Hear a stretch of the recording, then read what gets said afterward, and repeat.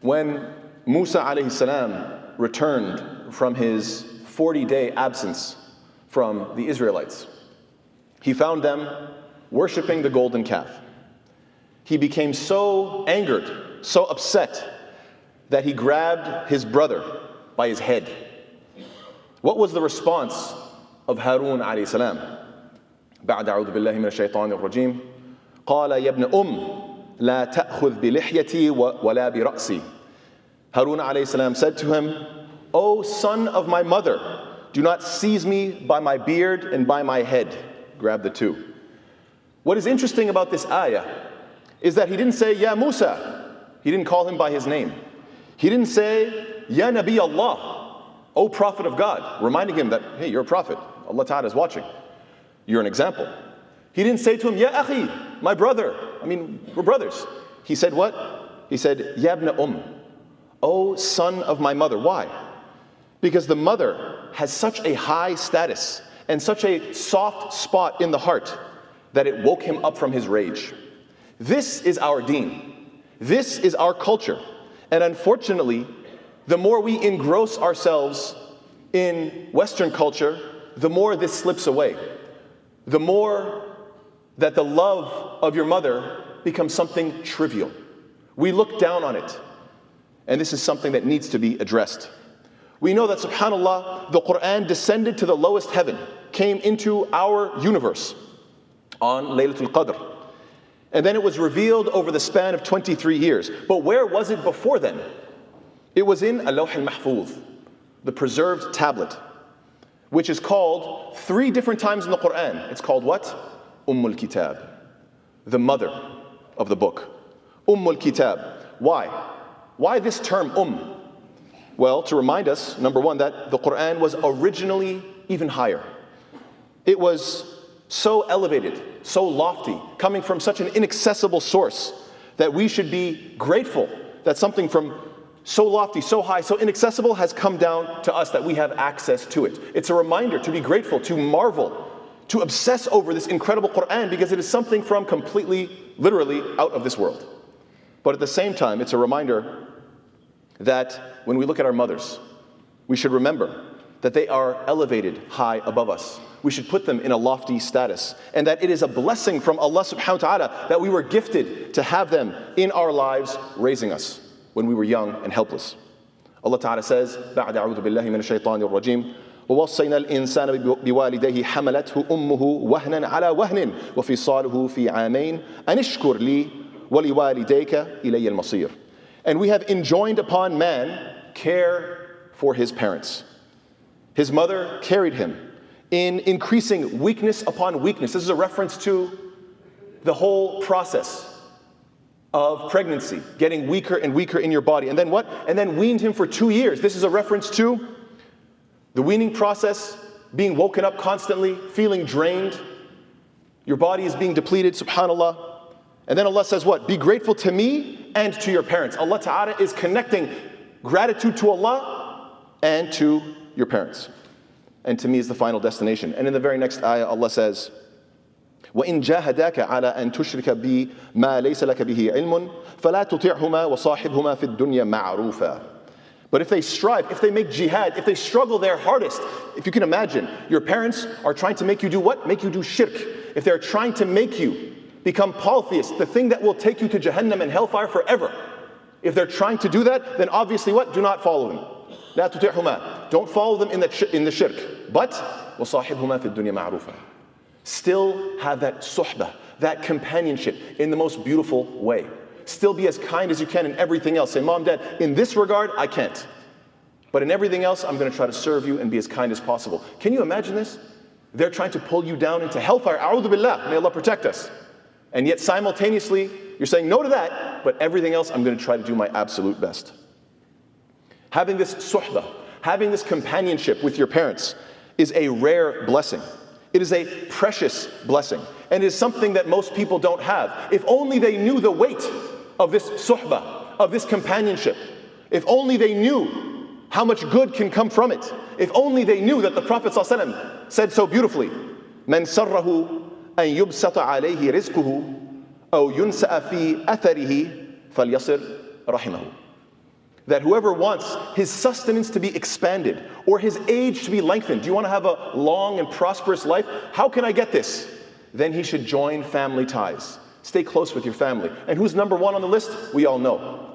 Who should receive the best of my treatment? Your mother. Then who? Then your mother. Then who? Then your mother. And then after that, your father. So number one on the list, not just because it's the right thing to do, not just because she deserves it, but subhanAllah, because even from a greedy perspective, even from a selfish perspective, I just want Allah Ta'ala to bless me. Allah Ta'ala is telling you, then be as best as you can, so that your life can be extended, and so that you can have a prosperous life. Allah Ta'ala commands us, dictates and decrees to us, وَقَضَى رَبُّكَ أَلَّا تَعْبُدُوا إِلَّا إِيَّهُ وَبِالْوَالِدَيْنِ إِحْسَانًا. And your Lord has decreed it to worship none but Him, nobody but Allah, and then associated with that, saying, look, Tawheed is the most important thing, and right after that, وَبِالْوَالِدَيْنِ إِحْسَانًا. This nakira format, this style of saying excellence. That means ihsanan, open-ended, all kinds of excellence, whatever you can do. Excellent in whatever way, whatever capacity, do it. Do your best with your parents. And then Allah says, إِمَّا يَبْلُغَنَّ عِنْدَكَ الْكِبَرَ أَحَدُهُمَا أَوْ كِلَاهُمَا. If they reach old age with you, either one of them or both of them, at this moment, when they're feeling weaker, when they're feeling vulnerable, when they feel like their dignity is slipping away. Why? Because I'm not as useful as I used to be. I'm not as productive as I used to be.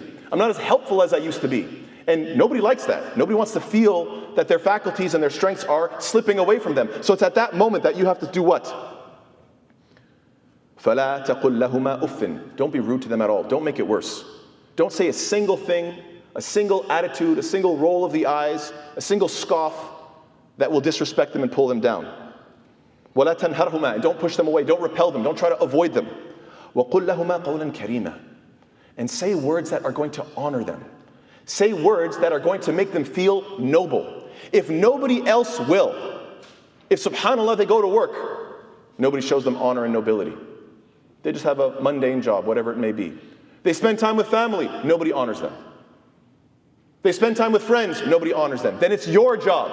You should feel it's on my shoulders to call my parents, to call my mother, and say something that is going to make her feel, wow, I'm so honored.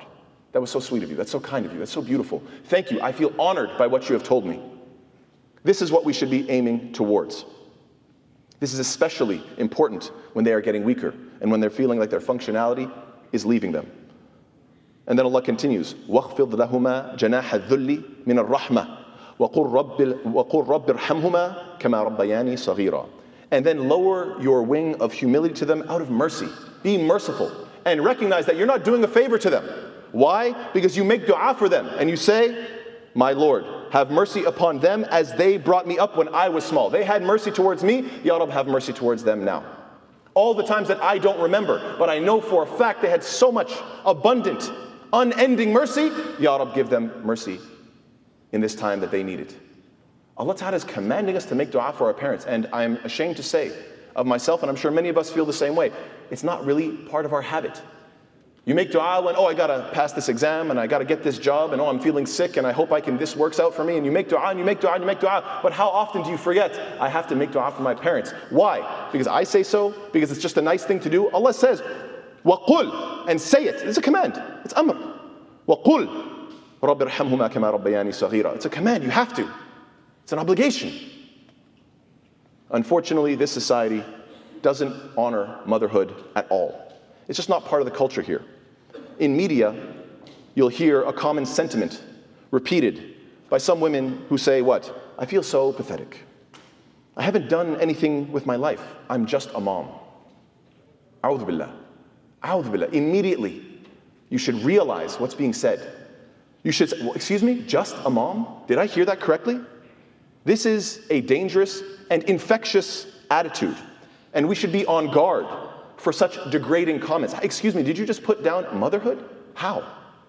What job could ever compare to raising a Muslim family to become outstanding in their dedication to Allah subhanahu wa ta'ala? How can you compare that to building, I don't know, some device, working for some corporation? How can contributing to your own kids and raising them up be the same as building something that's gonna, make some money or whatever the case is? Going to some desk job. I'm not putting working down. I'm simply saying you can't compare the two. They're not even close to the same. Raising the child is the most honored position, and unfortunately, this attitude of degrading and belittling motherhood is far too prevalent to the point that we become used to it. Almost every single hero in Islamic history had the best tarbiyah from their mothers. That's where greatness is cultivated. That's where greatness is born. From the tarbiyah, from the teaching of the mother. And I'm not disparaging any women that work hard and provide for their families. Your work is invaluable. May Allah Ta'ala bless you for carrying double the weight and double the burden of helping out in the family realm and also outside of the home, those that do that. It's incredible. However, I'm simply addressing the notion that just a housewife is some kind of deficiency. A'udhu billah. We should be quick to call this out. If we take a look into society and we see that character, that morals, that decency are all on the decline, if hopelessness and despair and greed are all increasing, then we need great mothers more than ever. Great mothers who will raise righteous children are the most precious commodity that we have. It should be the top of the list, not disparaged. It should be treated as something invaluable. So why should we allow anyone to make our sisters feel like being just a mother or a stay-at-home mom is some sort of a derogatory term? It's our mothers that will save this planet. We see day in and day out the situation is getting worse wherever you look, subhanAllah. But it starts from the home. It won't be more technology, because as wonderful as technology is, it doesn't make us decent. Unfortunately, far too often, it does quite the opposite. It brings the worst out in us. And a child being babysat by a stranger who doesn't love that child cannot and will not ever compare, will never equate with the same amount of time spent bonding with a mother that loves them. That's what the child needs. This is the highest status that you can have. When I speak to many of the young brothers, obviously I speak to the young brothers in this community, and many of them who are trying to get married, I understand their general attitude. Broadly speaking, you find that they fall into two camps. There are those who they want to marry a sister who is very career focused. They think, look, I'm going to make a lot of money. She's going to make a lot of money. We can have few kids, maybe even no kids. The popular term these days, DINK, D-I-N-K, dual income, no kids. It's a very popular notion. And the idea is what? Work hard, play hard, right? Let's both work hard, make lots of money, then we go on lavish, expensive vacations and enjoy our wealth and so forth. Yes, those people exist, and those men and those women, they'll find each other. However, there are others who are looking for a more traditional lifestyle. The men are saying, I want her to focus on being a mom. I want a big family, and I will be the sole provider. She can focus on raising the kids. She can focus on maintaining the standard of deen in the household to make sure that it's at a high level. She has to be practicing, passionate, enthusiastic to the point that it's contagious for the children. That's what I'm looking for. And I'm willing to provide whatever I can. I will work myself to the bone. I will work until I have a heart attack, as many men do. But as long as she is focused on the family and the children. There are young men that have this attitude, and they're looking hard. And they complain to me, whether true or false. They complain and they say, I can't find these sisters, and I'm looking for them. I'm sure they're out there, but we're having trouble connecting them. This is what many young men are looking for. And they complain that unfortunately, many sisters think that they basically have two options. Option number one is to become a person of significance through my career, and option number two is to just give up any relevance, give up your potential, waste your potential, give up your ambition, and just settle to become a mom. And they see this and they think, is this what's the attitude? Where is this coming from? And I know that alhamdulillah, some of our sisters, they find that incredible balance between the motherly role and their career. It can happen. It's difficult, obviously, to balance these two very heavy, weighty, time-consuming aspects. But the question that most young men want to know is this: if things do get difficult, and if compromise does become necessary, which one's going to get compromised? This is the big question. Which one's going to be dropped first? This is what young men want to know. And so what I say to the sisters that are more traditional, and of course they are out there, who are the sisters that are excited about motherhood. It's not just settling, it's not just a burden, but rather it is a huge gift. This is why Allah Ta'ala al-Wahhab, the bestower, wahaba, He uses the verb wahaba, yahibu, or yahabu. Allah Ta'ala uses this verb, He gifts you with children. This is the verb that is used throughout the Quran. So for the sisters that see it that way, they are excited about motherhood. My message is quite simple. Don't let this society shame you into hiding. Being embarrassed, oh, I want to be a mom, but I don't want to tell my friends because they're going to tell me that I'm, settling. There are lots of young men that are desperately looking for you, my dear sisters. And the way you stand out is by preparing for the motherly role just as vigorously, just as passionately, if not even more passionately, than you would prepare for some impressive career.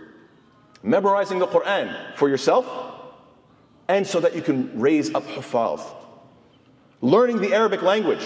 Why? So you can understand the Quran yourself, but also so your children will love, understand, and apply the Quran as well. Read books. There are so many books about child rearing that are available. Read books like Children Around the Prophet, Positive Parenting in the Muslim Home, Raising Critical Thinkers, How to Talk So Kids Will Listen and Listen So Kids Will Talk, Raising Good Humans, subhanAllah, so many books, Siblings Without Rivalry. There's tons of these books, and these are some of them sell millions of copies. And it scares me to think that in all those millions of copies, how many of them are being bought in Muslim homes? How many of them can you find on our shelves? Why don't we have this attitude? Where has it gone that motherhood is the greatest role that you can have? Why aren't we honoring it? We should honor it. We should honor it with our words. We should honor it in art. And inshallah ta'ala, hopefully in the second khutbah, I'll try to share something, a poem, that will remind us of this. Bi-idhnillahi ta'ala, wa sallallahu ala Muhammad wa ala alihi wa sahbihi wa sallam kathira. Bismillah walhamdulillah wa salatu wa salam ala rasulillah.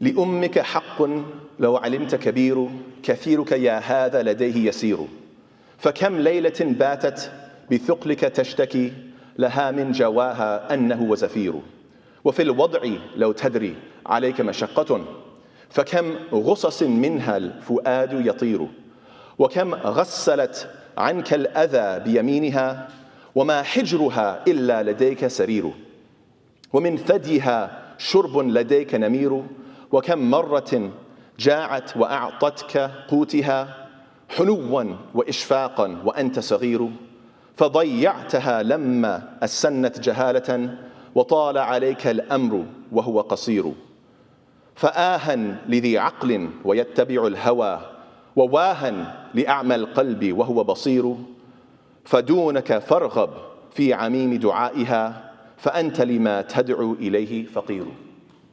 To translate, if you understood that your mother's rights are massive and monumental, you'd see that your favors, when compared, are inconsequential. Have you counted the nights she'd stay awake while you'd complain, bearing deep within her all her sighs and all the pain?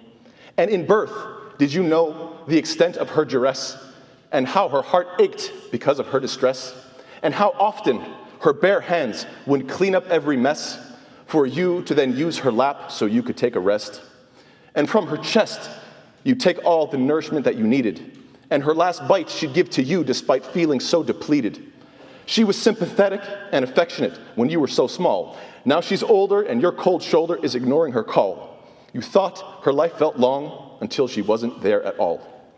You were so clever, but now regret how you chased each craving. You could see, but played blind in the way you were behaving. So if you can, chase her now so that when she is praying, you ask for one single blessing from what she is saying. May Allah Ta'ala make us of those who appreciate our mothers. May Allah Ta'ala make us realize that the dua of the mother is the most important thing. May Allah Ta'ala make us celebrate motherhood in every way that we can. May Allah Ta'ala forgive us for our weaknesses and for ever degrading such a high and lofty status. Ameen ya Rabbal Alameen. اللهم اهدنا فيمن هديت، وعافنا فيمن عافيت، وتولنا فيمن توليت، وبارك لنا فيما أعطيت، وقنا شر ما قضيت، فإنك تقضي ولا يقضى عليك، إنه لا يذل من وليت ولا يعز من عاديت، تباركت ربنا وتعاليت. ربنا آتنا في الدنيا حسنة وفي الآخرة حسنة وقنا عذاب النار. وصلى الله على محمد وعلى آله وصحبه وسلم تسليما كثيرا، وأقم الصلاة.